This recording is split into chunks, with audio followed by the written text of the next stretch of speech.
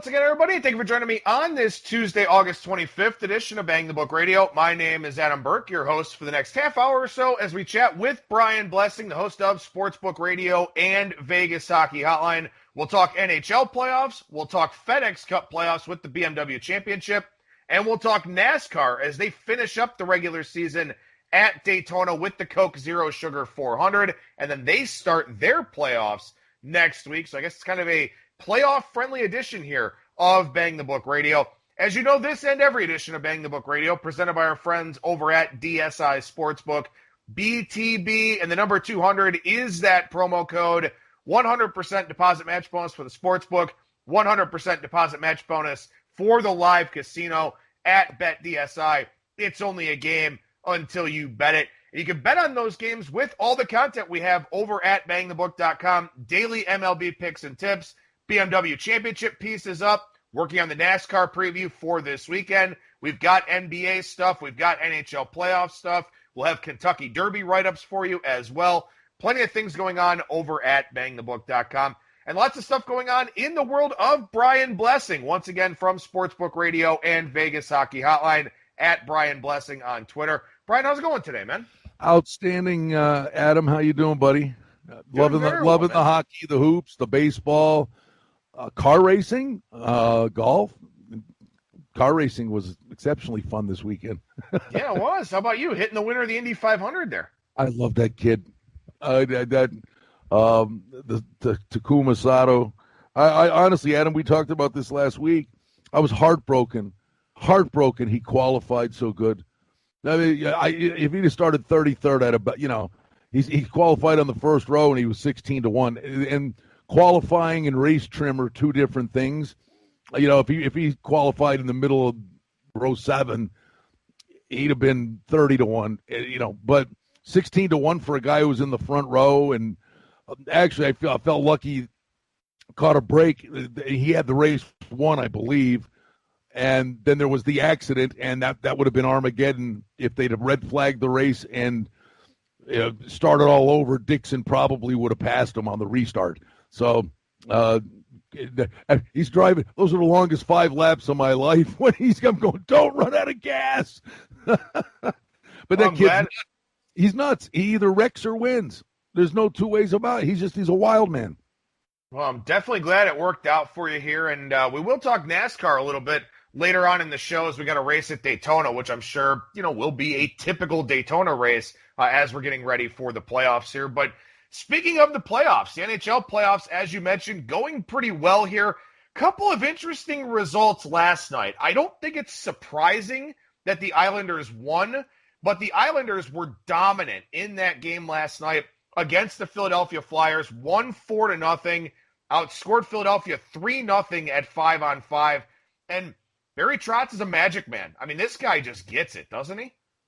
Well, the crazy thing is, I bet a future on the Islanders in February, and then they were as soon as I bet them, they were terrible. I mean, they were on the fast track to not even make the playoffs. And we said there'll be teams that come in and embrace this thing and do good things. Believe me, that ticket is live now. And it literally, I had taken a big lighter to it. I have been all about Colorado all year long. And honestly, injuries are part of the Stanley Cup. So I don't think they're necessarily dead yet. But it's almost an excuse kind of thing. It's one thing they lose game 1 to Dallas, and they were killing them in game 2 and up 2-0. But they unraveled on a 5-on-3. They gave up 2 goals, and then Dallas just ate them up. And I thought Colorado Vegas was a gut cinch in the Western Conference Final. Dallas looks good, and from the eyeball test right now, here's your Hollywood subplot: Vegas in the final again, and they're going against Barry Trotz again.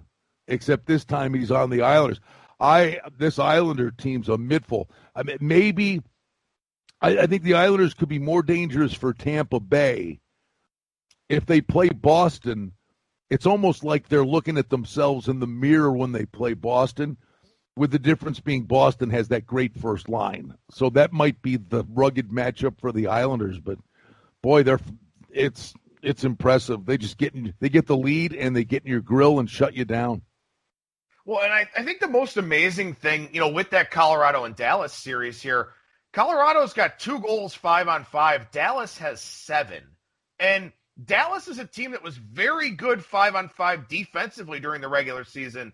They were not good offensively. In fact, only the Detroit Red Wings scored fewer 5-on-5 goals than the Dallas Stars. And Detroit was easily, far and away, the worst team in the NHL.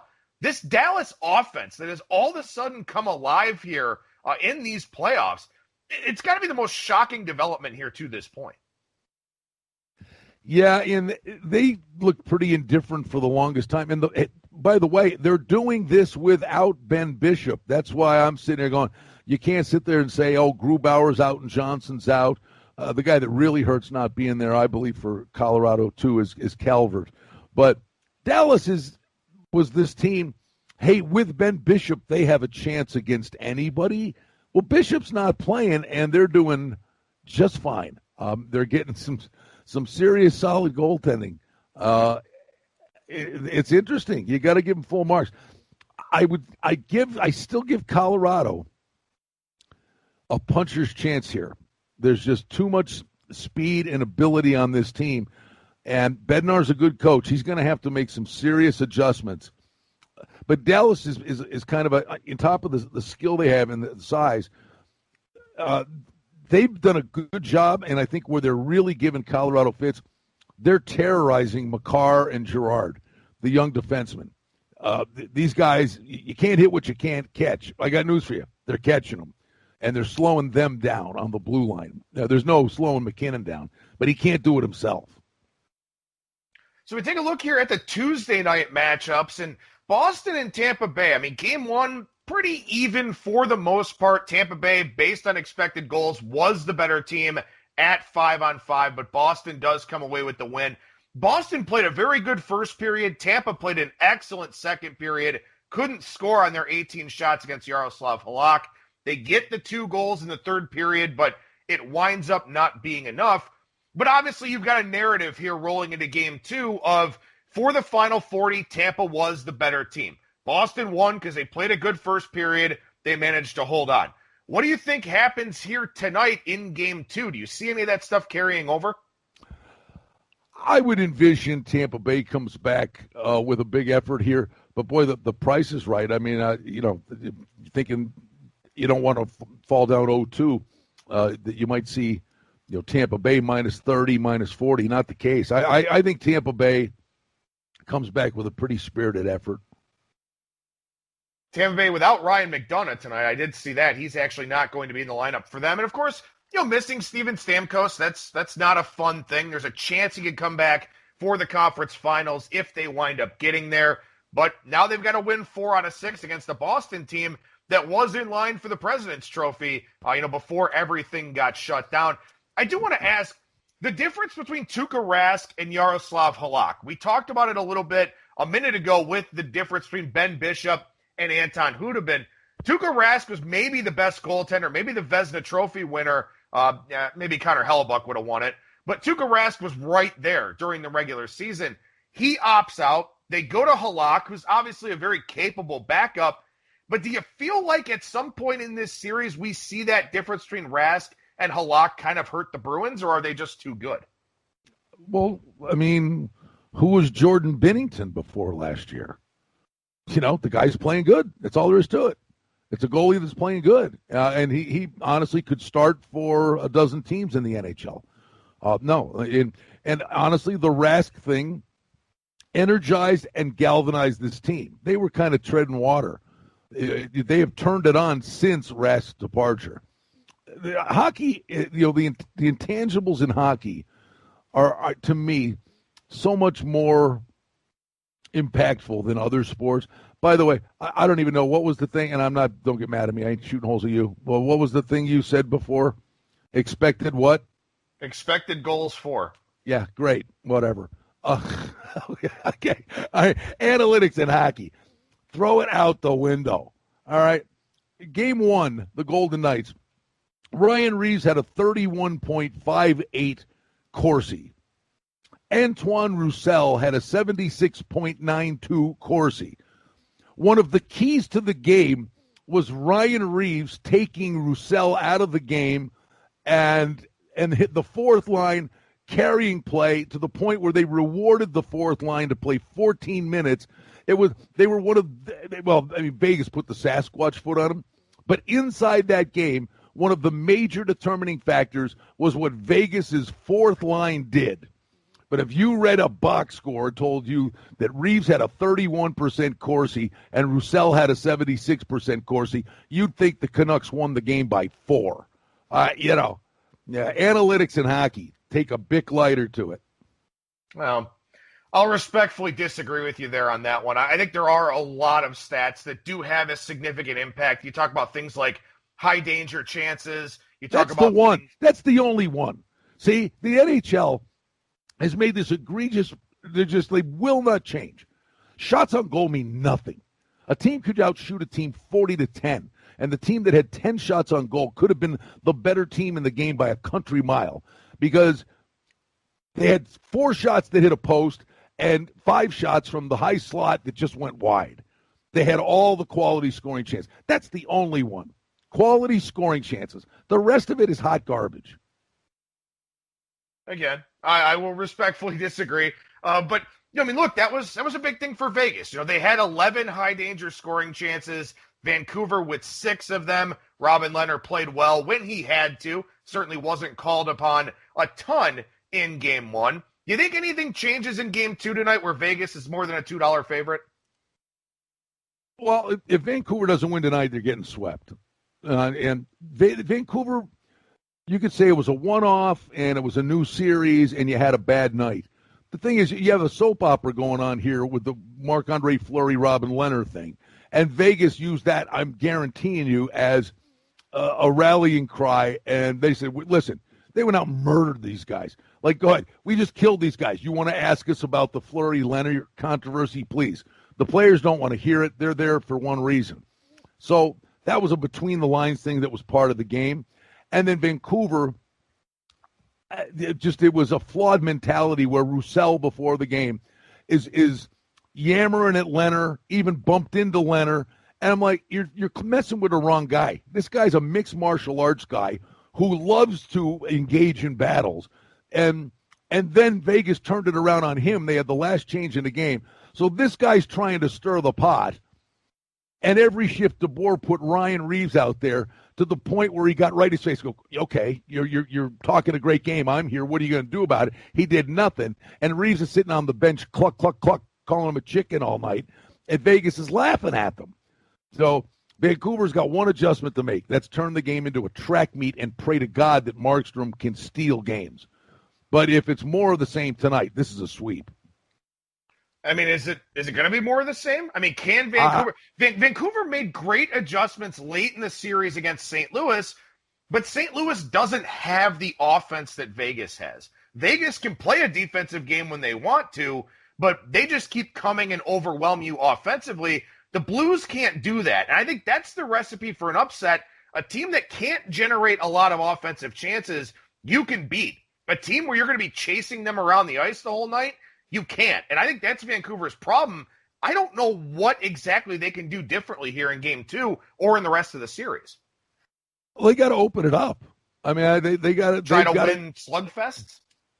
No, they tried the physical thing and they got laughed at. So now they've got to turn it into a track meet. And listen, Besser, Horvat, Miller's a great player. They've got to turn it into a track meet and hope their skilled guys can generate some offense, and their goalies got to steal games. But across the board, Vegas is the deeper team. And in terms of messages sent, the first game was like, you got one shot to turn this around, and it's in Game 2. And you're going to get Vancouver's best shot tonight, and then we'll see what adjustments Green makes. I mean, I'm just saying, Vancouver can make it a series tonight and at least get Vegas' attention. But if it's more of the same, this is going to be short. And the thing with Vegas, I mean, listen, I'm no Vegas, homer. I could care less. I thought Colorado was going to beat them. Now Colorado's all banged up. Colorado may not even get to them. But I'm telling you, they roll 4 lines at you, and this fourth line, now they've got Chandler Stevenson, who's capable of playing on the second line, centering the fourth line, and the forward who's playing better than anybody is Alex Tuck on the third line. I mean, they can generate offense from all 4 lines. It's what St. Louis did last year to win a cup. They rolled 4 lines, and Vegas has 4 solid lines. All right, so we transition over to the BMW Championship here as we talk a little bit of FedEx Cup Playoffs. And this will be short. I'm just telling you, this will be short. Fair enough. I mean, you want to. I hope you got other notes for other stuff to talk about, because we're wasting a lot of time if we talk about anything other than one thing. All right, well, I got some guys I do like this week, but I will tell you this. I've played a lot of Golden Tee in my life. I've played a lot of Tiger Woods golf games in my life. I don't remember if I've ever shot 30 under. Dustin Johnson was absurd last week at TPC Boston. Okay, next, he wins. It's that simple? He wins again? Yep. And you know me. You know me. I do know you. You're right. You know me. I mean, you want a couple of guys? I mean, we just for the sake, you want to go do something, knock yourself out? There are quite a few guys I like. I mean, I think Dustin. Again, when you talk about this course here at Olympia Fields, and the interesting thing about this course is that, look, we haven't seen a lot of play here. The last time a PGA Tour event was here was 2003. There are some collegiate and amateur events, which will be talked about a lot. Bryson DeChambeau won the U.S. Amateur. In the Illini Invitational, Matthew Wolff won that when he was at Oklahoma State. Cameron Champ won that. Colin Morikawa has played well in that a couple of times. Maverick McNeely won that when he was at Stanford. There are some guys that have collegiate experience here, but the way this course is expected to be set up, it's a bomber's course, which is why you like DJ, small greens, and also they're saying the rough could be upwards of 5 inches on Thursday, let alone where it might be on Sunday. Good. So he wins by more. Course. He wins by more. Look, Daniel Berger, of the guys in the top flight, Daniel Berger's playing the best golf. All right, 22-1. I'm rooting for Horschel to have a good week. I give him a pass for last week after the near miss the week before. I've got a future on Horschel for the FedEx Cup, so I hope he has a good week and at least get to East Lake with a puncher's chance. The one guy I would take a shot with, who I usually just ignore, but think this could be kind of a week where he steps up, is Victor Hovland at 35-1. He shot a 27 on the front nine Sunday and then had a bad back nine. But this kid can go low. It'd be one of these things where maybe, who's pulling Harris English out of a hat to be the guy that was, in the final group. So if I'm trying to find that guy this week, I'm going to say it's Victor Hovland. But Adam, 30 under par. He shot 60 on Friday. He could have. This is no joke. He could have shot 57. He's 9 under through 9, and he had a couple of wedges that came up, 20 feet instead of 8. I mean, he squandered 59. But then through the entire weekend, he's jumping up on the tee, and he's piping at 315 down the middle every time. Dustin Johnson is one of the best 5 wedge players in the game. I mean, what Rory McIlroy would sell his soul to the devil to have Dustin Johnson's wedge game. DeChambeau would do the same thing. He won in a marquee event with a lot on the line by 11 shots. And 80% of what he did last week wins this tournament by 3. He is back. If you remember whatever it was it about 3 years ago?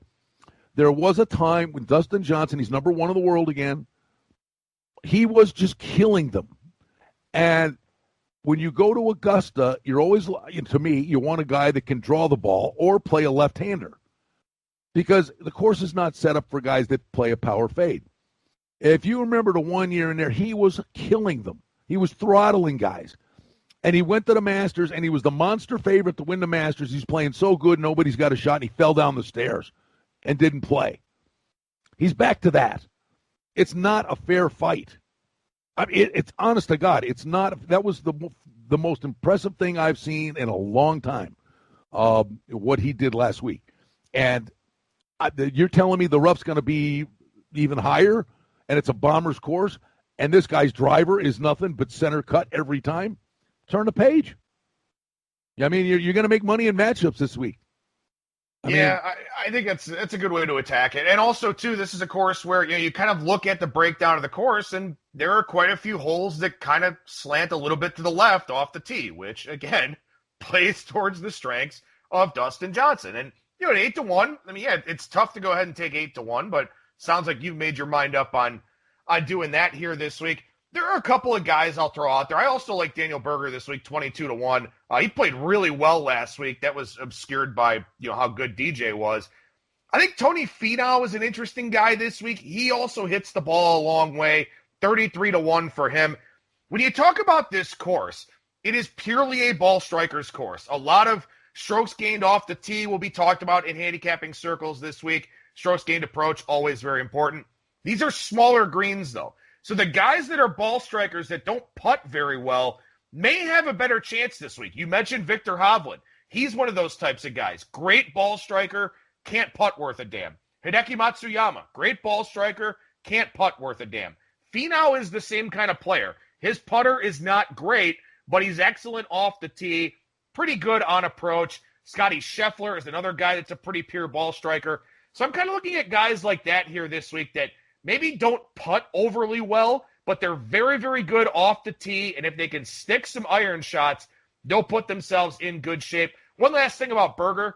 On the PGA Tour this year, the best scrambling percentage, better than anybody else. That's why Berger is my favorite play at 22-1 here, but I can't argue with DJ at all.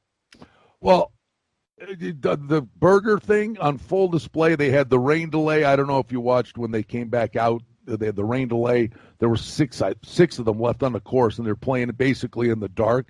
But Berger's on 18 down in the bowl, and no one got up and down from down there. No one. And he's sitting there, needs to get up and down for birdie to finish solo third in a FedEx Cup playoff event. I don't know. My guess is he probably made in the neighborhood of $600,000 or $700,000. So him getting up and down there was probably worth $300,000, $400,000. And he comes in and, I don't know, takes an 8-iron or whatever off his back foot, hits a line drive into the hill, and the thing pops up in the air 6 feet from the hole. He makes it. It was incredible. And the drama then was Louis Oosthuizen had a birdie the 18th to become number 70, the last guy in. You want a name? There's another one. You want a price? Just like Jim Herman was the last guy to make the cut a couple weeks ago, and he won. Louis had a birdie 18 in the dark, and he got it on in 2, but he had like a 45 feet to 2-putt, and he slid the first one by 4 feet. He poured that thing in, the sigh of relief and the fist bump to the caddy. I mean, that's big for this guy. That's printing money. That's another week with big money on the line. Louis Oosthuizen, last guy in, playing good golf at 60-1. Sure, there's a guy, but I don't know, buddy. It's a golf tournament. I get it, and I am not a chalk eater. I am anything but a chalk eater. I'm shooting for the moon all the time. I think it's wasted money this week. I think take your whole bankroll, whatever you invest. If you bet $100 in a golf tournament, you're spreading around $15 here on this guy, and then you reload on Friday. Take the whole enchilada, whatever you usually bet on a golf tournament, put it on Dustin Johnson. Well, like you said, I mean, at least you've got matchups available. You've got things like top 20s. I think a guy like Cameron Champ for a top 20 is not a bad play. He's second in strokes gained off the tee this year. Corey Connors is another one of those guys. He's kind of the light version of Hideki Matsuyama in that he's not as good of a ball striker, but he's just as bad of a putter. And that's a guy that on a course like this maybe works his way into the top 20, possibly a long shot for a top 10 in the 5-6-1 range, something like that. that's probably the approach you want to take this week. Pick a couple of the big names because this is a big Bombers course, but then you can find some matchups. And, hey, look, I mean, a lot of times, it's hard to pick 1 out of 70 guys to win it. It's a lot easier to pick 4 or 5 guys to win matchups or 3 balls. Listen, and I'll tell you, I got out in the golf tournament last week. I had Matthew Wolff, who imploded on Sunday. He was in contention going to the week. And every guy had, first of all, the tournament was over. I mean, on Sunday, all they put up, yes, no, will Dustin Johnson win? But they put Dustin Johnson up minus $1.20 against Harris English. And the number made sense in that all he's got to do is shoot at the middle of greens, and not screw up. And have, I played Dustin Johnson. I said, he was flag hunting. He's flag hunting with a 6-shot lead. I mean, it was, it's, the other thing with matchups, too, are fade. Sometimes it's who do you not like? And believe me, I want to say I sent a bouquet of roses to Colin Morikawa. I had him at 50-1 in the PGA. He was a fade to the moon last week. First tournament back from the PGA Championship, young guy, first major. I'm sorry. Guys that win that first major, sometimes this kid ain't disappearing, don't get me wrong.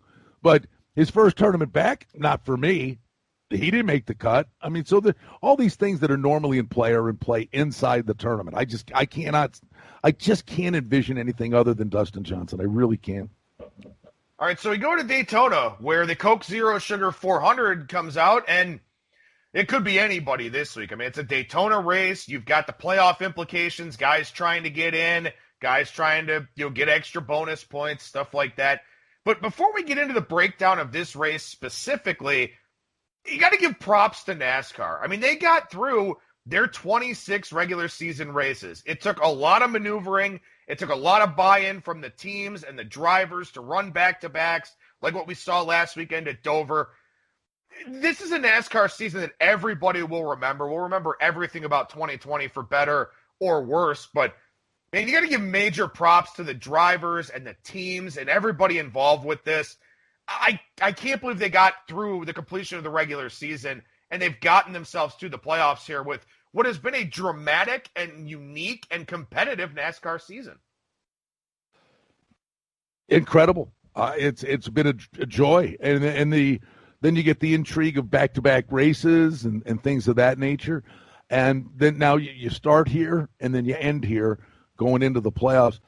What am I missing? Logano's the 8-1 favorite, but Denny Hamlin runs really well here. But as Ryan Newman should have won the Daytona 500, right? I mean, let's call it like it is. And they had the horrific accident. So yes, anybody in a restrictor plate race, and I think you can swing for the fences here. I mean, Logano is really good at being there at the end of races, and he's actually the favorite in this thing. A guy I think that could be really sneaky good here, there's 2 of them. And, boy, the price, the odds makers are on this.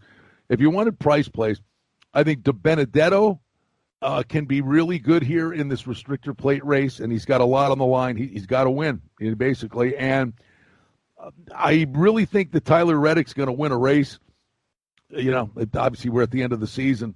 But this kid's going to make a name for himself on this circuit.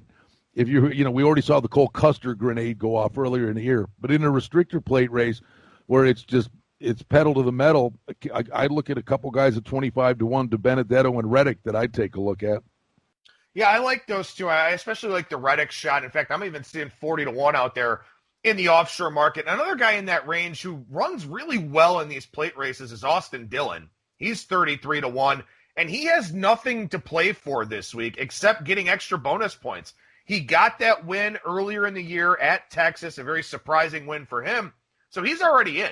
So he can just go all out if he wants to here. Certainly you'd like to try to keep the car intact as much as you possibly can, but it's Daytona. There's going to be wrecks. There are going to be crashes. The pit crews are going to be very, very busy heading into Darlington next week. And you got 3 short track races in the round of 16 with Darlington, Richmond, and then Bristol. So, that's going to be very tight racing here. I like the way they kind of structured the playoff format a little bit here. But if I'm Austin Dillon, I mean, I'm going for a win here. I really am. I'm going to try and go out there and get myself some extra bonus points, be ultra aggressive, because I know I'm not a short track guy. I'm not coming out of the round of 16. The only way I can try to get through the round of 16 is to get myself some extra bonus points now. So I think that's a guy who's going to drive very aggressively here on Saturday. And if you want the Hollywood story, he's a great guy. He's been on my radio show a few times. Michael Gaughan's son, who runs the South Point, and I'm assuming it's a South Point car he'll be in. It's Brendan Gaughan's last race. He's retiring. And he almost was at Talladega last year. He was right there at the end in the restrictor plate race. I mean, he literally was maybe leading even with like 4 laps to go.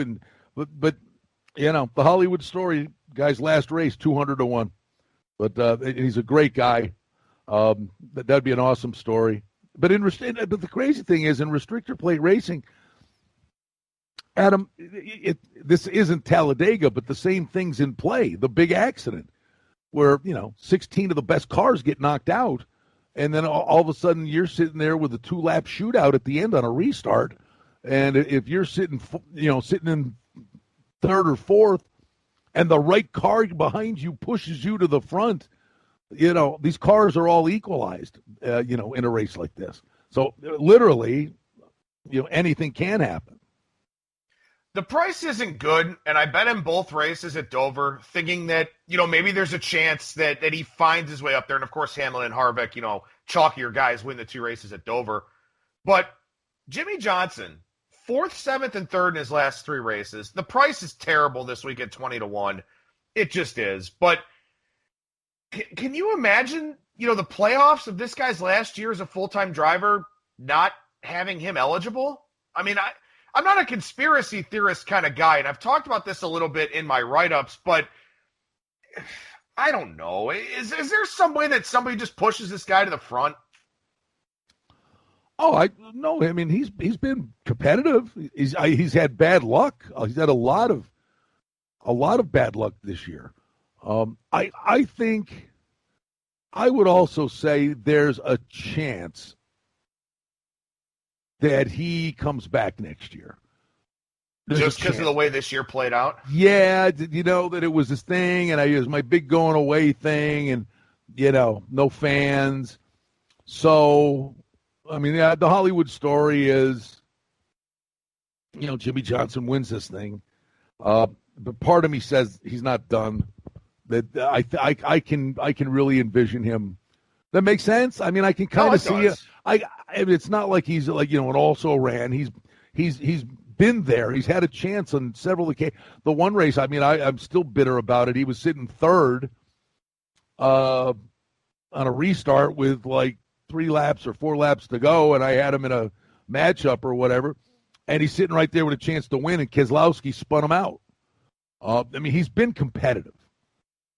So there's just a big part of me saying he's going to say, you know what, I want to go out on my terms, and my terms is go out and enjoy this and thank the fans and say, because there weren't fans, I'm coming back for another year. That's me. I could be wrong. No, I think that's fair. I think that definitely makes sense. As always, lots of good thoughts on today's show from Brian Blessing, the host of Sportsbook Radio and Vegas Hockey Hotline, as well as the Golf Betting Podcast and the Hockey Betting Podcast. Brian, how can people check out all the work that you're involved with?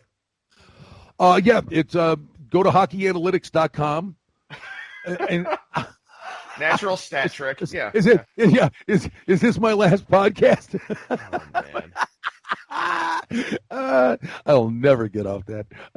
Hey, it doesn't have to be a love fest every week, buddy. No, of course not. No, at Brian Blessing on Twitter.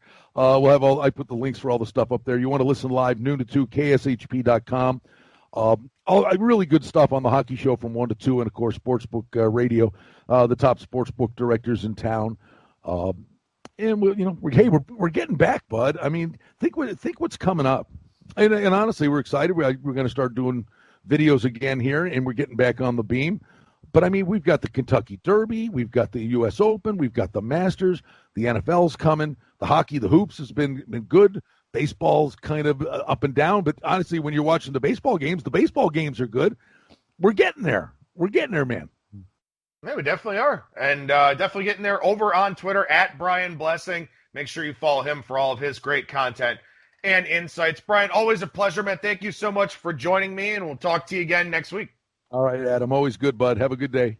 There you go. There's Brian Blessing and at Brian Blessing on Twitter, Sportsbook Radio, Vegas Hockey Hotline, all the other things that Brian is involved with. I'll be back on Thursday with a new edition of the Bettor's Box, talking all things Major League Baseball. That'll do it for me. Thank you so much for listening, everybody, and I will talk to you again on Thursday.